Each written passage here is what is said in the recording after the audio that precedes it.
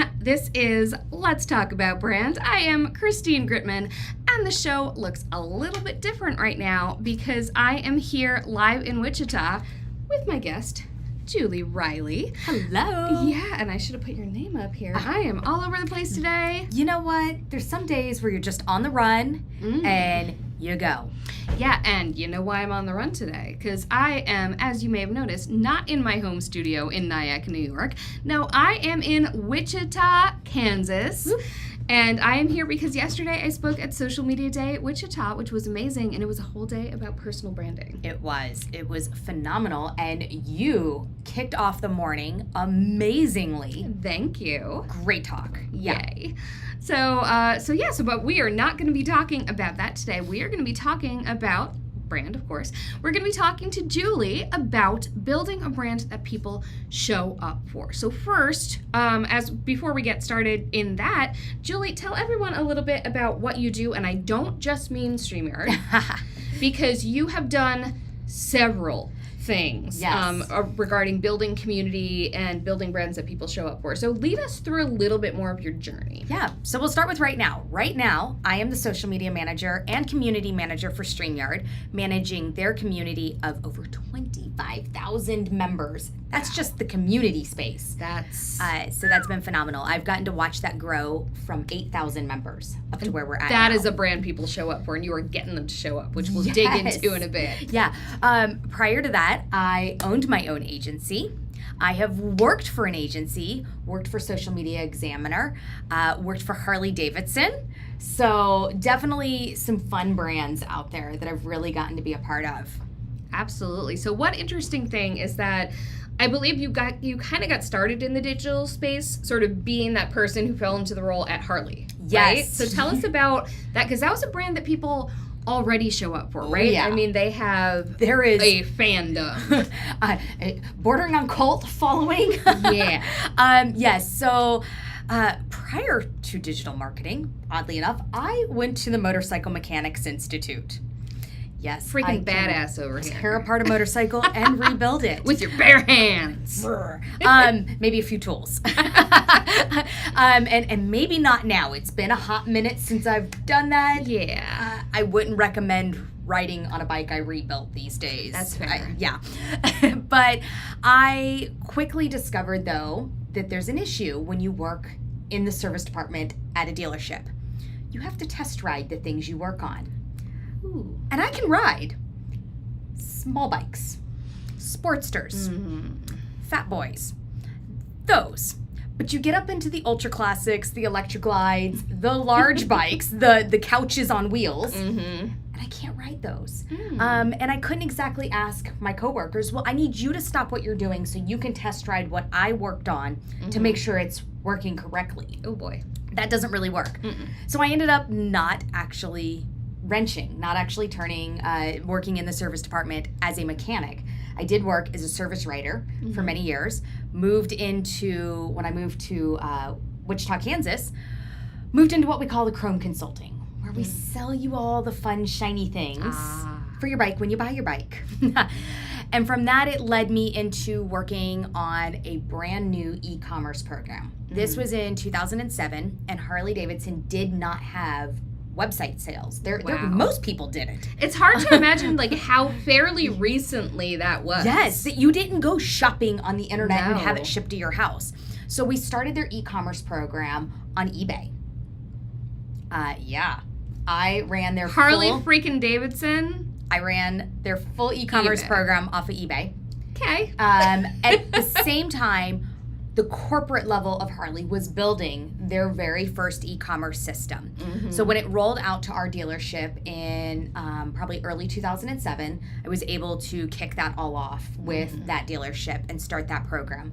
So that was the very early days of my digital marketing, was on the e-commerce side of things. And the coolest thing I think about being, our approximate ages and getting into things at that time is you could just kind of do them. Yes. It was an incredible opportunity to get in at the beginning of this dawning. Yeah. There was no Web school 2. for this. I mean, you could go for web development, but there was no social side of it. There was no marketing. There was no digital marketing blueprint. It was You could figure this out, Julie. Yes. Yeah. Yeah, so we had to really make sure that we held true to the Harley brand through that whole online process. Yeah. That it wasn't just from the website side of things, but from the sales side, from the customer service side. There was a very high level of expectation of who was going to order these products online, how were they going to get them, how soon was it going to be shipped out, how quickly were we going to go pull that off the shelf and have it ready to mail out to that person or ready for them to show up in the store and pick up. And we kept a very good sense of branding with that, to where we would package it nicely. So it had the package. So when it arrived, you opened it, you knew that it was from that Harley dealer. Because it's part of your brand experience. It was a new part of the brand experience. It was part of the brand experience that didn't have guidelines yet. Yeah. But it still had to represent Harley, because Harley was a brand that people show up for. And if you're showing up for that, if they're showing up for you, you have to make sure you're showing up for them in a way that will nurture that relationship and not be like, yeah, this is Harley. Right. And there with that brand especially, there is a high level of expectation. Yes. When I said it's bordering on cult following, it definitely does. Yeah. But people love their Harley attire. They love their Harley accessories, and they want their bike and their clothing and the whole works to all be Harley branded. Yeah. So we had to follow that all the way through into the digital space. So even though they already had those decades of history and those decades of fandom and that love there, what did you learn from how they did that and how they managed that whole thing that you've been able to then bring to brands that haven't had that yet? That you really have to follow that whole guideline. That you have to say, okay, we don't have this yet, but how do we build this? How do we build this following? And how do we create from the logo that people are willing to get tattooed on their body? Yes. There are hundreds of thousands, if not maybe millions of people that have that tattooed on them. Yeah. That is brand love. Down to going, we're not in the store getting the brand experience, but we're on the website and we are clicking the buy, and we want to still feel that we are a part of that Harley customer journey. That might be someone's only brand experience. They may not have a dealership near them. There are very many that didn't. They might have traveled to go buy their bike, but now anytime they wanted things, they were gonna have to travel again, and that changed that whole having to travel.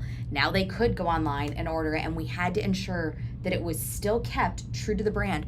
So as I've moved on through other businesses, keeping that branding and keeping that guideline was always very important, to go, okay, down to when I had my own agency and we had our design colors, and we started with what we knew we wanted the colors to be, going into the logo design, going into our office decor when we were buying that, and going, let's really hold through what this brand wants to look like and is going to be, so that we can start to build out that experience.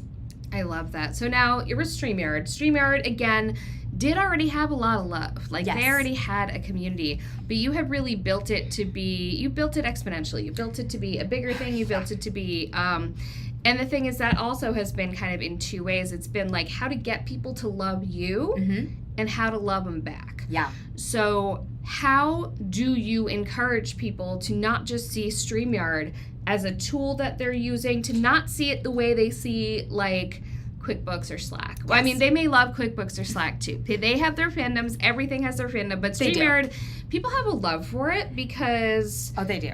Yeah, they have a love for it. So how do you nurture that and encourage people to be, shouting loud and proud about it?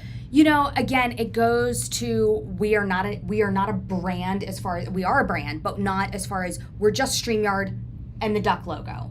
We are the humans behind the brand. So when we have our community, rarely do I post in the community as StreamYard. I am in the community as Julie Riley of StreamYard. Who's been live streaming for years. Yes. Yeah. Started in 2015. Yep.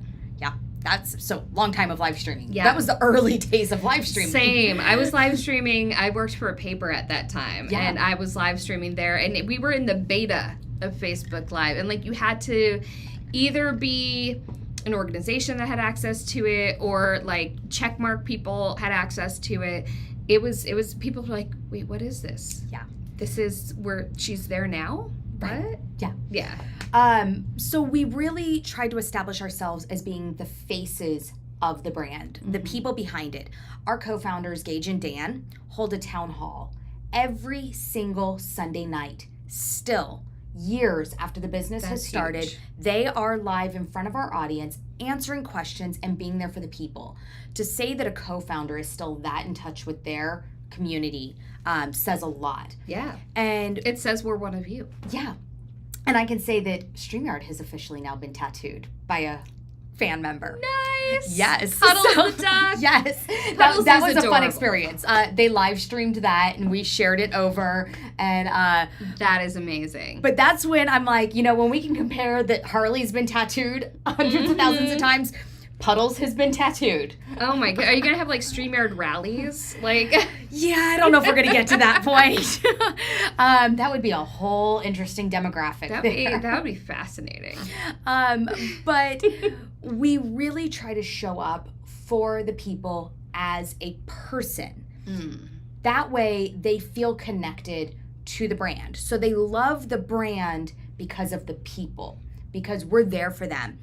We have 24/7 live chat support that doesn't matter what plan you're on, you get that level of support. When I'm in the community, I've got 25,000 people in the community, and I tell the community all the time, if you have a question, you can feel free to reach out to me.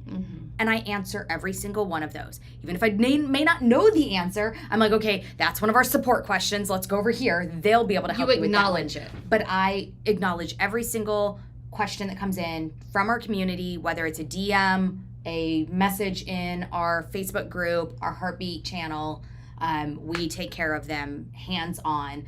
I know some of our other coworkers have hopped on calls with them just to walk them through and troubleshoot with them, because they're like, hey, I'm really struggling with getting this thing set up. Yeah. And we'll be like, well, let's hop on and figure out why that's happening.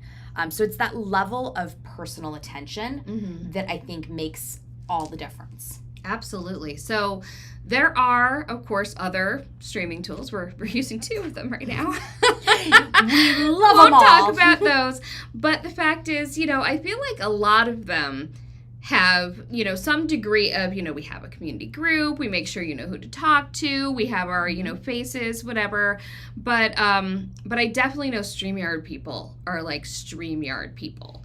So what do you think sets them apart? Not about the product. What do you think sets the StreamYard community apart from other live streaming softwares communities, other software as a service communities in general? I really think it's that we started from day one with that personal level of attention. And as we grew and as we got bigger, it never went away. It never changed. It never got, we're too busy, or, we're trying, but we just don't have enough people.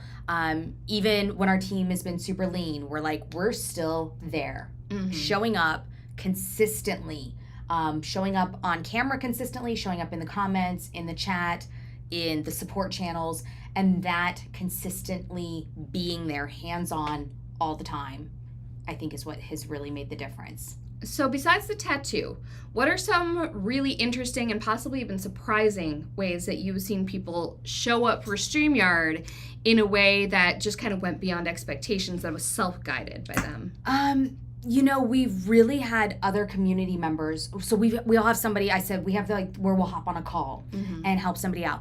I have seen time and time again where somebody will be struggling with something, and another one of our community members is like, I know how to help you with that. That's always and the I'm best. jumping right in to help you with that. And I've seen them hop on calls. I've seen them be there for each other.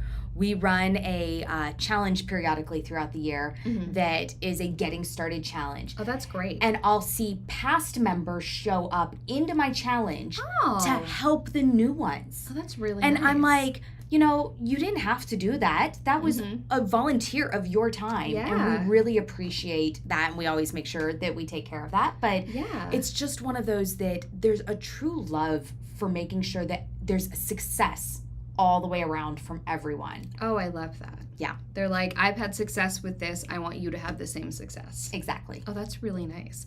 So to the degree that you're willing / able to disclose, what sort of situations do you have in place for, do you have people who are sort of community moderators, who are users, who are not employees of StreamYard? Do you have like affiliate programs? Do you have people who you work with who are sort of, the programming? What sort of people who don't work in StreamYard? They're not StreamYard employees. What sort of structure do you have for how to leverage them? Yeah. So we do have an affiliate program. We have one that every user can get a link that they can share out, and that it doesn't matter what plan you're on. You have access to that link that you can share out and get credit to your account in order to upgrade. I don't understand services that don't have that. I don't either. It's such an easy, it's such a low lift. And then we kind of have a second tier where once we see that you are getting lots of activity on that link, then we bump you up to the next tier where you're going to get a little bit more back from us on that second tier. In our community, we have some volunteer moderators that were some of our power users that we put out a call saying, hey, as I watched this community grow, and about the time it hit about 10,000 members, I was like, okay, I need help. I am one human. So put out the call. Also, they bring different perspectives that are super valuable because you've done what you've done. Yes. They haven't. Yes. They've done different things. Because we are a global company, they are from different time zones as well. Smart. So we can hit more of our audience all the time versus I'm in central time zone in the US and I like sleep. Yeah. I do like to sleep every now and then, and I am not available 24/7. No. So we've got moderators from the UK and from South Africa, and we're actually working on some even further time zones to fill some of those gaps. But it's really great because they are there checking on the comments, checking on the responses, making sure that everybody's being taken care of. They can message me if they see something going, hey, what's happening here? Or somebody was questioning, something happened, and I can jump on it and check on it. But I don't have to be in there all day, every day, monitoring the whole thing. They are so good. So, how do you identify those people? Because you mentioned the geographic diversity was great, and you mentioned that they're power users. So what does that mean to StreamYard, and how do you know that someone who's going to be that power user is also going to be a good community moderator? So when we did the call, I put out an application. And I had them fill out an application, and there were certain questions that were asked in the application. How long have you been using StreamYard? How big are your communities for yourself? Have you ever moderated a community before? Or are you just like, hey, I love StreamYard, I want to help? And which isn't sometimes bad those either. People, But for the initial group, you don't want it to be all that. Yeah, we wanted to make sure they really, truly had some community experience for that initial group that we brought in. And then once I narrowed it down to a handful of people that I was like, okay, I think this is going to be the first group. Let's then get on calls with them. And I did an interview just like I would for a job. And we came up with an agreement of what they would get in return for their time. And they have been with me for over a year now, I think. Oh, I love that. Yeah. And the really great thing about that is that I know from having done this for brands, they feel good too because they feel like, ooh, I'm kind of affiliated with StreamYard. Yes. Yeah. Yeah. They get to know about some things ahead of time, and we make sure that they're, of course, swagged out. Yeah. And all the fun stuff. But they are just such great, wonderful people who care about the brand. And they cared about the brand before they became moderators. That's huge. And that was part of why they got chosen to be a part of that, because they truly do care. Yeah. Do you work with content creators on content creation with StreamYard? Yeah, I don't, but our content manager does. And so he works with them a lot for doing blog writing or YouTube videos. So that's where he'll work with a lot more of our content creators over there. We're working on some other things that we'll start bringing in some other content creators for eventually. Stay tuned. Yeah, nice. We'll leave that one there. Yeah. But more so when I'm working with others, then it's for our shows where hey, we want to have you as guests on our shows to provide your knowledge and your expertise. Yeah, I think I've been a guest on a StreamYard show at some point or other. Probably. Because I've been streaming for a while. So what about StreamYard's kind of brand voice and branding in general do you think conveys to someone who's maybe looking at different tools but kind of going with their gut and brand feel. What elements of StreamYard's brand voice and brand feel do you think is encouraging this feeling that you want to perpetuate? Yeah, so we don't have a strict brand voice. The brand voice is meant to feel human. Oh, It's I like that. meant to feel personable, conversational, and just be engaging versus, Engaging. yes, I love that. Gage is one of the founders, as you yeah. mentioned before. We're not taking the snarky Wendy's approach Yeah. or the so business-oriented approach that it sounds like a robot wrote it. Yeah. And And you're not like, we're gonna always talk as Puddles. No, we That don't. was a route you could have been like Aflac Duck. Yeah. You're like, no, let's No, we really want to just, Puddles is our friend, he's our mascot, we love Puddles, but he's not the voice of the brand. No. The voice of the brand is the humans in the brand. Nice. Yeah. Besides yourself, who are some of the humans who show up as a voice? So Gage, obviously, Mm-hmm. Dana, so Dana Bentz, and She's the one whose show I've been on. Yes, yes. So Dana Bentz is amazing. She's been with the company since the very early days of it. Kelsey Bentz, her sister. I love it. We've got them as partners in crime there. Yep, you've infiltrated the whole family. Yeah, and then probably Christian Karasevich. Yes. So he's over on our content side. So the blogs and the YouTube videos, you get a lot of him. But we have an amazing support team that a lot of them are actually NYU grads, that they're actors and actresses. That's kind of brilliant. Yeah, so it's a lot of fun. So they do a lot of our YouTube content as well. Oh, that's so so they get to smart. portray voices over on the YouTube side. Oh, that is really smart. Wait, I want to dig into that a little more because that's fascinating. How did that come to be? And how do you leverage it? So Kelsey Bentz, that I mentioned, is an NYU actress grad. So then she was over on the support team helping out there. She started, we needed more support team members.